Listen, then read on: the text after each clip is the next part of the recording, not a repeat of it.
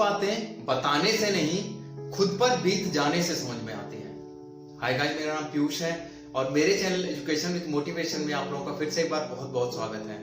हर रोज की तरह एक बहुत ही अच्छी मोटिवेशनल कहानी आज भी मैं आप लोगों के लिए लेके आया हूँ। कहानी बहुत ही ज्यादा मोटिवेटेड है। कहानी की एक एक लाइन आपको कुछ ना कुछ जरूर सिखाएगी, इसलिए कहानी को कहीं स्किप मत करिएगा।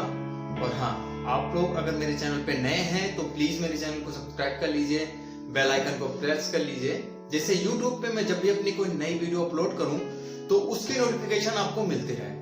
और आप मुझे सोशल मीडिया प्लेटफॉर्म पे भी फॉलो कर सकते हैं, लिंक मैंने डिस्क्रिप्शन में दे दिया है। तो बिना देर के हुए आइए आज की कहानी शुरू करते हैं।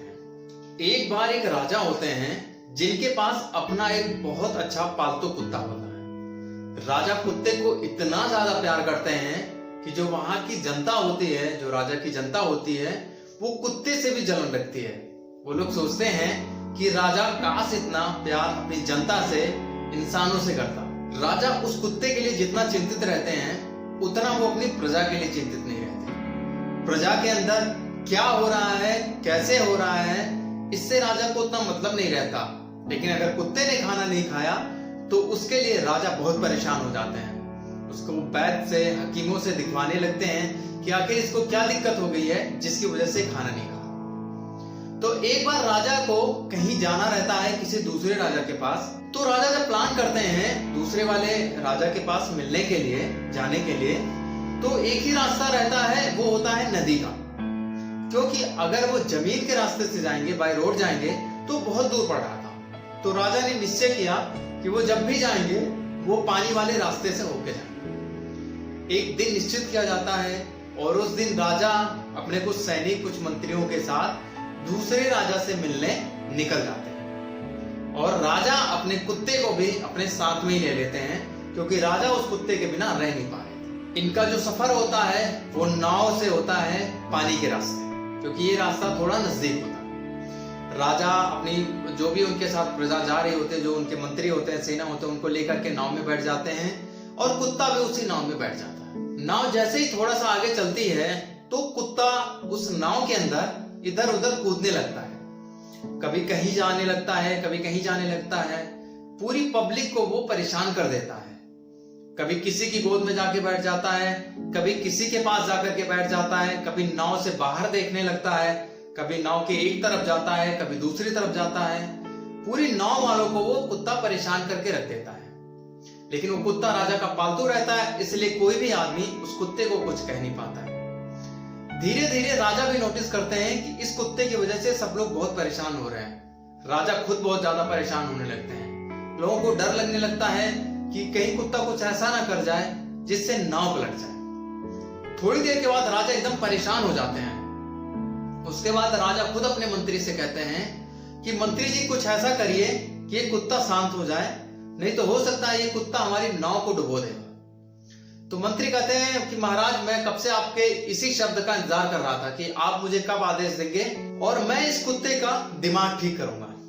तो राजा बोले, ठीक है, मेरी तरफ से परमिशन है, आप जो भी चाहो इस कुत्ते के साथ कर सकते हो, बस ये कुत्ता शांत होकर के एक जगह बैठ जाए। मंत्री बोलते हैं, महाराज आप चिंता मत करिए, मैं इसका इलाज करता हूं। मंत्री दो अपने जो सैनिक होते हैं उन सैनिकों से कहते हैं कि इस कुत्ते को उठा करके समुद्र में फेंक दो।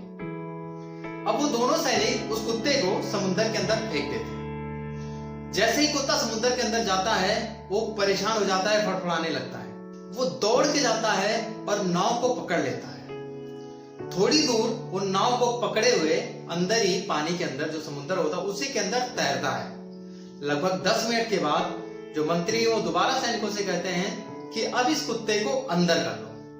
वो जो सैनिक होते हैं वो कुत्ते को दोबारा से नाव के अंदर कर लेते हैं और कुत्ता जैसे ही नाव के अंदर आता है वो चुपचाप जाकर के एक कोने में बैठ जाता है और पूरे सफर तक वो उसी कोने में बैठा रहता है, वहां से बिल्कुल भी हिलता डुलता नहीं है। राजा भी ये चीज देख करके एकदम मंत्री के ऊपर खुश हो जाते हैं।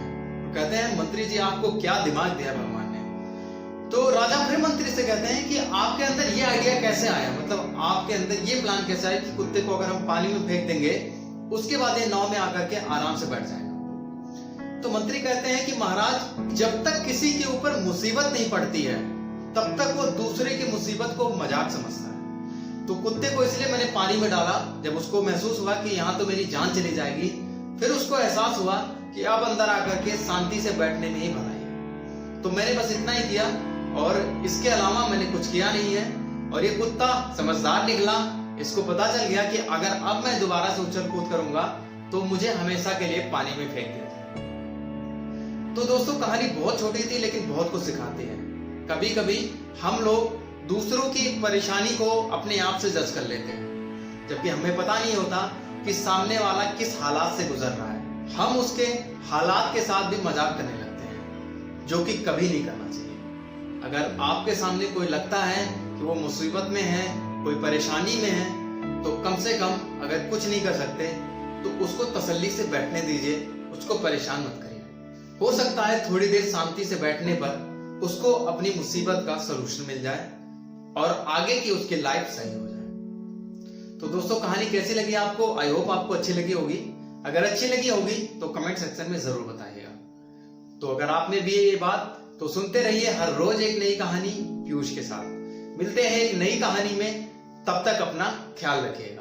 और हाँ, कहानियां रोज सुनते रहिए, क्योंकि कहानियां कभी बोलती नहीं और आपको कुछ न कुछ जरूर सिखाते हैं। तो मिलते हैं एक नई कहानी में, तब तक अपना ख्याल रखिए।